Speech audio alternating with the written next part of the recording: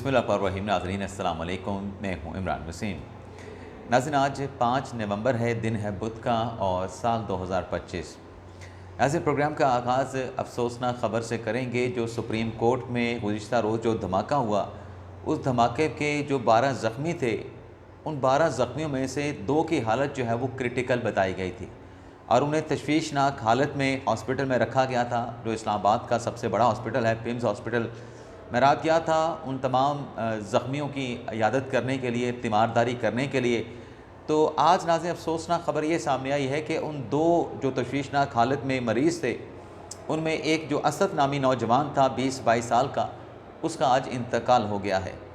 रात जब मैंने उसका विज़िट किया था, आईसीयू रूम में वो था, तो मैंने शीशे से देखा था तो वो बड़ी मुश्किल में था, बड़ी मुश्किल से वो साँस ले रहा था, उसकी साँस उखड़ रही थी। लेकिन आज ख़बर ये आई है कि वो बेचारा अपने बालद का अकलौता बेटा था, लेकिन इस हादसे में वो बेचारा जो है वो दुनिया छोड़ गया है, चल बसा है इस दुनिया से। तो चीफ़ जस्टिस से दरख्वास्त करेंगे कि उनके लिए कोई इमदाद का ऐलान करे। गरीब था, छोटा मुलाज़िम था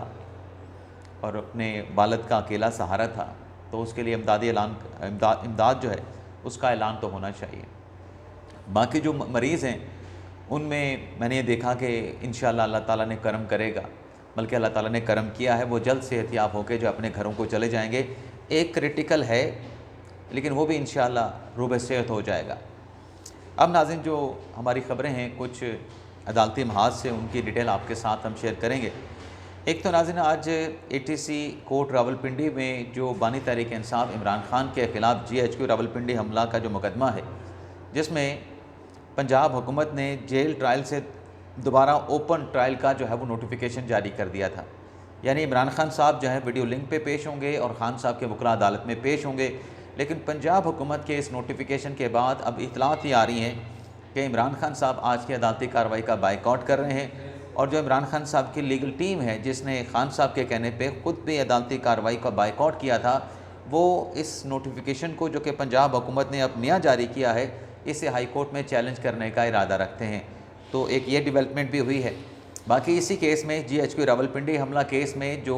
9 मई के दीगर जो मुकदमा दर्ज किए गए थे, उसमें शेख रशीद साहब भी मुलज़म हैं। अब शेख रशीद साहब को बैरून मुल्क जाने की अदालत ने इजाज़त दी थी, लेकिन वो जब बैरून मुल्क जाने के लिए एयरपोर्ट पर पहुँचे तो इमिग्रेशन के हुकाम ने उन्हें बैरून मुल्क जाने से रोक दिया। तो जब उनको बाहर जाने नहीं दिया गया, रोक दिया गया कि आप बैरून मुल्क नहीं जा सकते, तो अब शेख रशीद साहब का ये कहना है कि चूँकि अदालत ने उनको इजाज़त दी थी, अदालत की इजाज़त के बाद वो उम्रे की अदायगी के लिए सऊदी अरब जा रहे थे, तो लिहाजा अब वो इमिग्रेशन हुकाम के ख़िलाफ़ जो है वो तौहीन अदालत की दरख्वास्त जो है वो दायर करेंगे मुतलका कोर्ट, जहाँ से उन्होंने इजाज़त हासिल की थी बैरून मुल्क जाने की। सलमान कमरानी साहब की नाज़रीन जो ख़बर है, जो थंबनेल पे आपने लाइन पढ़ी है, उसमें नाज़रीन ये है कि जो पिछले दिनों फवाद चौधरी साहब की, महमूद मौलवी साहब की,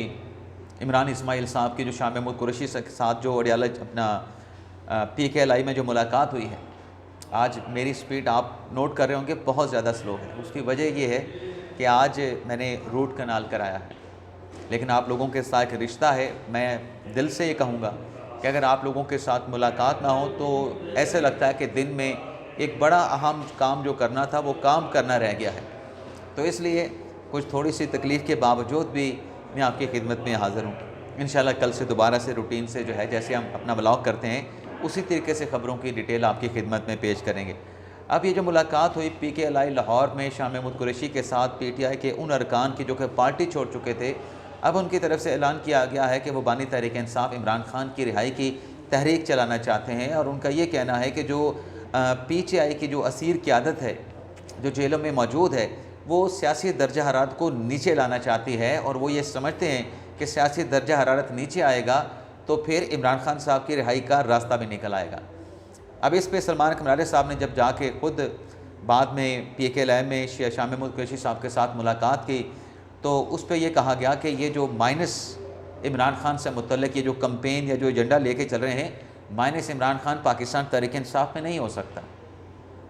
तो जो माइनस इमरान खान साहब की सलमान कमरानी साहब ने बात की है, उस पर इमरान इस्माइल साहब का मौक़िफ़ ही आया है कि ये गलत बयानी सलमान कमरानी साहब कर रहे हैं। ऐसा हमारा कोई एजेंडा नहीं, हम तो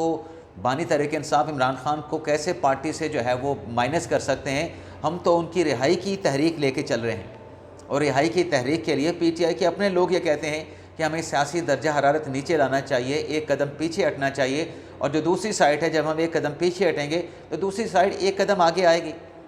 जब मुज़ामत की सूरत हाल होगी, जब कन्फ्रंटेशन की सूरत हाल होगी, तो बानी तहरीक इंसाफ इमरान खान की रिहाई का रास्ता कैसे निकलेगा। और फिर तहरीक इंसाफ इमरान खान का नाम है, इमरान इस्माइल साहब कहते हैं कि बानी तहरीक इंसाफ इमरान खान की माइनस की हम कैसे कोई एजेंडा लेके कोई कंपेन चला सकते हैं। अब नाज़रीन 27वें आईनी तरमीम की बात कर लेते हैं। तो 27वें आईनी तरमीम से मुतल्लिक़ एक तो नाज़रीन जो तहरीक इंसाफ के जो चेयरमैन हैं बैरिस्टर गौर साहब, उनकी तरफ से तो ये बयान दिया गया है कि वो पार्टी की सतह पर मशावरत करने के बाद 27वीं आईनी तरमीम पर अपना रद्द अमल देंगे। लेकिन जो बैरिस्टर अली ज़फ़र साहब हैं और जो पार्टी के सेक्रेटरी जनरल सलमान अकरम राजा, उनकी तरफ से कहा गया है, बल्कि उनकी तरफ से तो 27वीं आईनी तरमीम को मुस्तरद कर दिया गया है। राजा साहब ये कहते हैं कि फार्म 47 की जो हुकूमत है वो कैसे, उसके पास मैंडेट क्या है कि वो 27वीं तरमीम ला सके। अब 26वीं तरमीम वाले लाने वाले भी यही लोग थे, इन्हीं पे फार्म 47 का इल्ज़ाम था। लेकिन 26वीं तरमीम आई और 26वीं तरमीम के बाद अब वो 27वीं तरमीम लाने जा रहे हैं। और 27वीं तरमीम के जो नुकात, जो प्रपोज़ल सामने आए हैं, उस पर भी हुकूमत ने ऐलान कर दिया है कि जितने नुकात के ऊपर हमारा इत्तफ़ाक़ हो सका वो हम 27वीं आईनी तरमीम में मंजूर करवा लेंगे, और जिन नुकात के ऊपर हमारा अपने इत्तेहादियों के साथ इत्तफ़ाक़ ना हो सका उनको हम फिर 28वीं तरमीम के लिए रख लेंगे, उनको फिर 28वीं तरमीम में लेके आएंगे। तो हुकूमत तो ये हिकमत अमली लेके चल रही है। लेकिन पाकिस्तान तहरीक इंसाफ और जो अपोजिशन का अलायंस बना है तहरीक तहफ़्फ़ुज़ पाकिस्तान के नाम से, जो इस तरमीम को मुस्तरद कर रहे हैं, अभी तक उन्होंने ये इस बात का ऐलान नहीं किया है कि वो कैसे पार्लियामेंट में नंबर पूरा करके ये जो आईनी तरमीम है 27वीं आईनी तरमीम, इसका रास्ता वो पार्लियामेंट हाउस में रोक पाएंगे। बाकी जहाँ तक 27वीं आईनी तरमीम की पार्लियामेंट से मंजूरी की बात है, तो जहाँ हुकूमत ने ऐलान कर दिया है कि हम ये तरमीम ला रहे हैं, बल्कि हम ये तरमीम ला के दिखाएँगे, हमारे पास नंबर भी पूरे हैं, तो इस तरमीम को पार्लियामेंट के दोनों ऐवानों से मंजूर करवाने के लिए हुकूमत की जानिब से जो हिकमत अमली है वो हिकमत अमली भी तय कर ली गई है। अब बैरिस्टर अली ज़फ़र साहब जो कल सेनेट के ऐवान में इस बात का एतराज़ कर रहे थे कि ये 27वीं आईनी तरमीम कौन लेके आ रहा है, इस 27वीं आईनी तरमीम के पीछे कौन है, जब अली ज़फ़र साहब ने अपनी बात मुकम्मल कर ली तो उसके बाद इसहाक़ डार साहब ने जो बात की थी उसमें उन्होंने ये कहा था कि देखें ये आईनी तरमीम हुकूमत लेके आ रही है, ये हुकूमत का मसवदा है। अगर आप चाहते हैं कि ये मसवदा हम सेनेट में पहले लेके आएँ तो ये मसवदा आपको दिखा देंगे। सेनेट में ये तहरीक जो है नई आईनी तरमीम के 27वीं आईनी तरमीम की हम पेश कर देंगे, आप अपना शौक़ बहस का जो है वो पूरा कर लीजिएगा, हम उस पर अपनी जो राय है आपके सवालों का जवाब दे देंगे। अब नाज़रीन जो हिकमत अमली बनाई गई है 27वीं आईनी तरमीम की मंजूरी की, उससे मुतल्लिक़ ये बताया जा रहा है कि जैसे अली ज़फ़र साहब ने भी कहा, अली ज़फ़र साहब के कहने से पहले ही हुकूमती इत्तेहाद ये फ़ैसला कर चुका था, बल्कि वज़ारत कानून और वज़ारत कानून के साथ साथ जो पार्लिमानी अमूर की वजारत है उसकी तरफ से पार्लियामेंट को आगाह कर दिया गया था कि जो 27वीं आईनी तरमीम का मसवदा है ये सबसे पहले सेनेट में इंट्रोड्यूस करवाया जाएगा, इसको पहले सेनेट में लाया जाएगा और वहाँ पर इस पर डिस्कस होगी, डिस्कशन बहस, उसके बाद फिर मुतलका कमेटी, बल्कि कौमी असम्बली और जो सेनेट की मुतलका कमेटियाँ हैं लेजिस्लेशन के हवाले से उनको इकट्ठा कर दिया जाएगा, वहाँ पर भी बहस और डिबेट करवाई जाएगी, वहाँ पर भी जो है वो बहस का मौका दिया जाएगा। और फिर जब ये सेनेट से ऑलरेडी पहले मंजूर हो चुकी होगी इसे फिर लाया जाएगा कौमी असम्बली में और कौमी असम्बली से इसकी अप्रूवल जो है वो हासिल की जाएगी। लेकिन टाइमलाइन ये है कि 7 नवंबर को ये जो आईनी तरमीम है इसे पेश कर दिया जाएगा अपने सेनेट में और उसके बाद फिर कायमा कमेटी से फिर कौमी असम्बली और कौमी असम्बली से फिर हतमी तौर पे यानी दोनों ऐवानों से जो है बहस कराने के बाद जो एतराज़ात होंगे, एतराज़ात पर जवाबात देने के बाद इसे पार्लियामेंट से जो है वो हतमी तौर पे मंजूर करवा लिया जाएगा। यानी अगर बिलावल भुट्टो ज़रदारी साहब ने अपने एक्स अकाउंट पर इस तरमीम से मुतल्लिक़ कोई इंकिशाफ किया था, वो इंकिशाफ अपनी जगह पे, लेकिन ये चीज़ें अनअर्थ होने से पहले, पब्लिक होने से पहले तमाम जो प्लानिंग थी इस तरमीम की मंजूरी की कि नुकात क्या क्या होंगे, किन नुकात पे इत्तफ़ाक़ किया जाएगा, कौन से नुकात जो है वो सिर्फ दिखाने के लिए शामिल किए जाएंगे, ये सब कुछ पहले तय हो चुका है। क्योंकि आईनी तरमीम जैसे हमने 26वीं आईनी तरमीम देखी उसको मंजूर कराने में बहुत ज़्यादा पापड़ बेलना पड़े थे, बहुत ज़्यादा मुश्किलात का सामना करना पड़ा था। तो वो मुश्किलात अब 27वीं आईनी तरमीम के रास्ते में ना आएँ, उन चीज़ों को पहले ही उनकी देखभाल कर ली गई है, उनका जायज़ा ले लिया गया है, मुशावरत हो चुकी है, बैठकें हो चुकी हैं। तो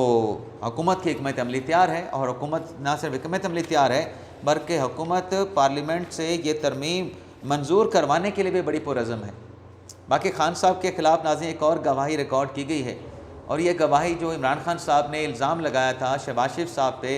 10 अरब की रिश्वत पेश करने का, 10 अरब के एवज़ पनामा के केस पर लबकुशाई यानी खामोशी अख्तियार करने का। अब वो डेफामेशन का जो सूट है जिसमें 10 अरब का हर्जाना शहबाज शरीफ साहब ने फ़ाइल कर रखा है, उसमें जो मिनिस्टर इंफॉर्मेशन एताज तारड़ साहब बतौर गवाह इमरान खान के ख़िलाफ़ और शहबाज शरीफ के हक़ में पेश हुए हैं। और ये जो गवाही एताज तारड़ साहब ने कलमबंद करवाई है, हलफ उठा के, कसम उठा के उन्होंने ये गवाही खान साहब के ख़िलाफ़ रिकॉर्ड करवाई है। अब हलफ क्या है? हलफ ये दिया गया है कि मैं जो भी बोलूँगा सच बोलूँगा, अगर मैं झूठ बोलूँ तो अल्लाह ताला मुझसे नाराज़ हो जाए। ये बड़ी बात है, अल्लाह ताला अगर आपसे नाराज़ हो जाए तो फिर आप किसी दर के नहीं रहते, आप किसी काम के नहीं रहते, दर बदर की ठोकरें आपके नसीब में लिख दी जाती हैं। तो ये कसम एताज तारड़ साहब ने वहाँ पे उठाई है, और उन्होंने कहा है कि जो खान साहब ने इल्ज़ाम लगाया है कि शहबाज शरीफ साहब पे 10 अरब की इमरान खान साहब को कोई ऑफ़र करने का, ये इल्ज़ाम बेहुदा, बेबुनियाद, मन घड़त इल्ज़ाम है, गुमराहकुन इल्ज़ाम है, इसका हकीकत के साथ कोई ताल्लुक़ नहीं है।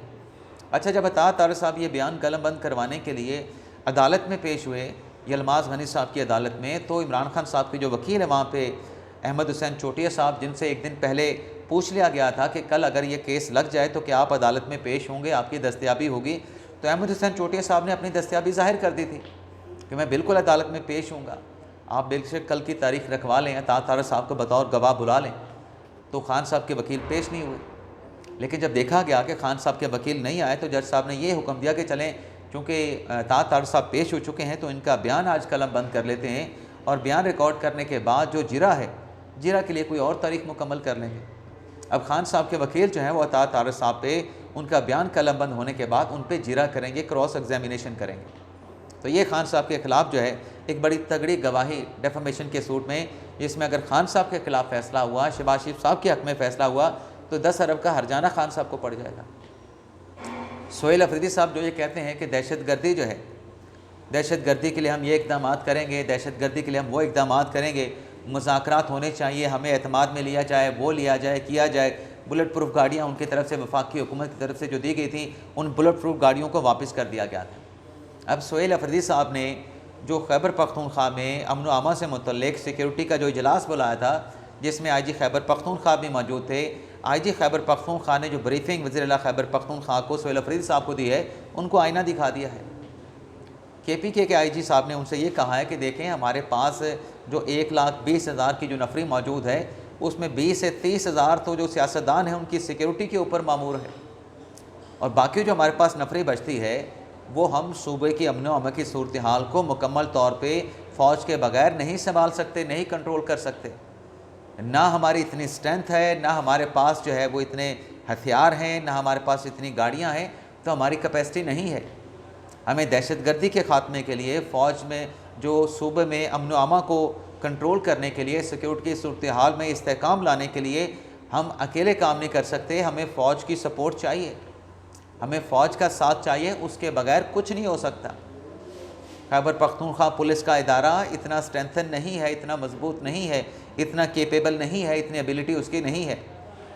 तो इस पे सोहेल अफरीदी साहब की ज़रिए से बातें आंखें खुल गई जब पुलिस ने इनकार कर दिया कि हम इतने, हमारी कैपेसिटी नहीं है, फ़ौज के बगैर नहीं कर सकते। अब अफरीदी साहब ने 12 नवंबर को जो है सूबे में अमन व अमान से मुतल्लिक़ अलग से एक और इजलास बुला लिया है। तो ये था नाज़रीन हमारा आज का वीडियो लॉग। आपसे इजाज़त चाहते हैं। अल्लाह ताला हम सब का हामी नासिर, अपनी दुआ में याद रखिएगा। अल्लाह हाफ़िज़।